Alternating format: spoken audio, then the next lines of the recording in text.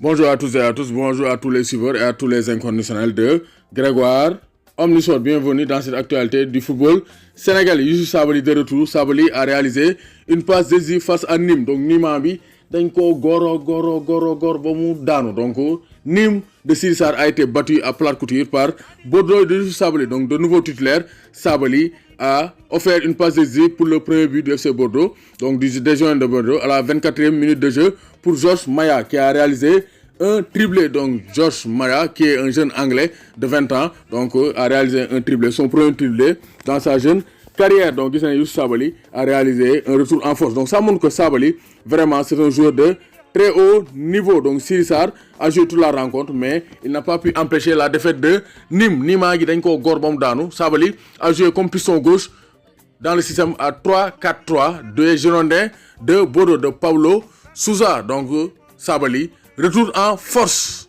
Donc équipe nationale du Sénégal latéraux yi Sabaly ngi ñëw Dal Sen Kaw. Donc Olympique de Marseille moo door Angers bu Sarr Diop titulaire qui a joué toute la rencontre. 2-0 Olympique Lyonnais. Lille moo ko fekk patal ko 1-0 Stade Brestois moo door Strasbourg bu Abdallah Ndour 5-0. Donc il y avait des scores fleuves au niveau de la France. 16e journée de Ligue 1 ce mardi. Donc Crystal Palace et Cheikh Kouyaté sont imposés 1-0 face à Bournemouth. City dafa dóor Burnley da ko bënn yu métti waa Burnley 4-1 avec un doublé de Gabriel Jesus. Donc avec cette victoire, Crystal Palace est 5e. Cheikh Kouyaté fait partie des meilleurs militaires actuellement en Angleterre parce que chaque match il montre que c'est un milieu box to box te day lekk gars yi da leen di dóor bañ tëral seen bopp. Donc Cheikh Kouyaté donc Gaynde Njaay doomu Gaynde Njaay la, warul tiit warul ragal. Donc 5e Crystal Palace est 5e à 5 points de Chelsea. Même si Chelsea a un match en retard, Crystal Palace est bien placé pour jouer le Big Four. Donc ça c'est aussi grâce à Cheikhou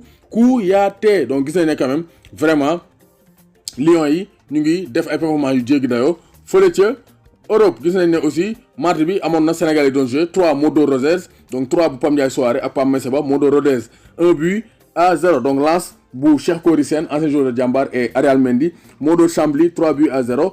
Niort Ajaccio moo ko fekki rocc Niort bi 1-0. Donc Lorient moo dóor Orléans 4-0. Guingamp bu Yannick Gomis moo fekki Paris FC dóor ko donc 3-0. Auxerre Valenciennes 1 partout. Nancy Caen bu Adam Mbengue ak Pape Djibril Diaw moo dóor Nancy bu Makhtar Gueye ak Saliou Ciss ce lundi 2 décembre. Donc classement, Lorient mooy premier 36 points en 17 journées.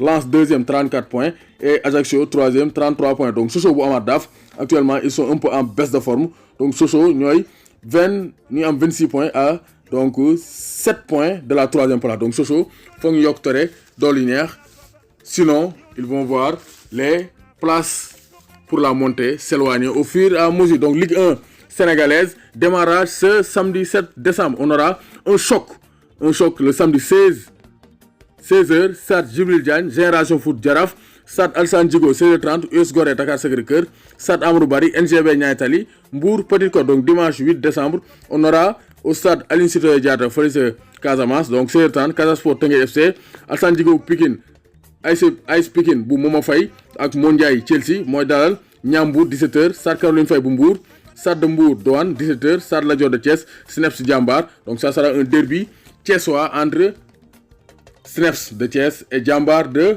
Mbour. Donc gis nañu Youssoupha Dabo aussi et ses hommes vont en découdre avec la Gambie 16h GMT, Sénégal donc 19h GMT, Gambie Sénégal pour le compte des demi-finales de la Coupe UFOA. Donc information africaine, Foot Afrique, Adebayor a résilié son contrat avec Kayseri Sport. Donc Adebayor quitte le club turc de Kayseri Sport. Donc Onana a été classé 7e du trophée Yachine, Lev Yachine, qui est le trophée du meilleur gardien au monde en 2019. Trophée remporté par Alisson Becker. Onana, le gardien international camerounais de l'Ajax, a été classé 7e. Donc Naby Keita peut profiter de la blessure de Fabinho. Donc regardez la confiance de Klopp. Ça c'est l'objectif de Naby Keita Deco, le capitaine du Sili national. Moussa Konaté aussi est en remise de forme. Donc Moussa Konaté, il se peut que nous reprendre la compétition durant ce mercredi. Donc Moussa Konaté dans le groupe face à Reims. Donc Moussa Konaté, nous allons reprendre la compétition parce que c'est un très bon jour. Donc Mbaye Diagne, les devoirs continuent. Mbaye Diagne, la voiture de Mbaye Diagne confisquée parce que assurance, donc il n'a pas présenté les papiers de l'assurance aux agents de police. Il a donc assisté à la confiscation ñu nangu otom parce que quand même yorul assurance te tugal bokk na fi nga xam da ngay bokkal gars yi foofu moom boo joxewul say papiers dañuy fourrière oto bi. Donc il a été confisqué la voiture ou bien elle a été confisquée la voiture de Mbaye Diagne mi nga xam ne dañ ko écarté du groupe de performance de Bruges. Mbaye Diagne ñu ngi koy continuer di sanctionner depuis ba mu nangoo donc le penalty de Van Aken face au Paris Saint-Germain. Mbaye Diagne continue de souffrir à Bruges. Qui va sauver le soldat Mbaye Diagne? En tout cas il faut que ça change. doomu Gaynde Njaay warul tiit warul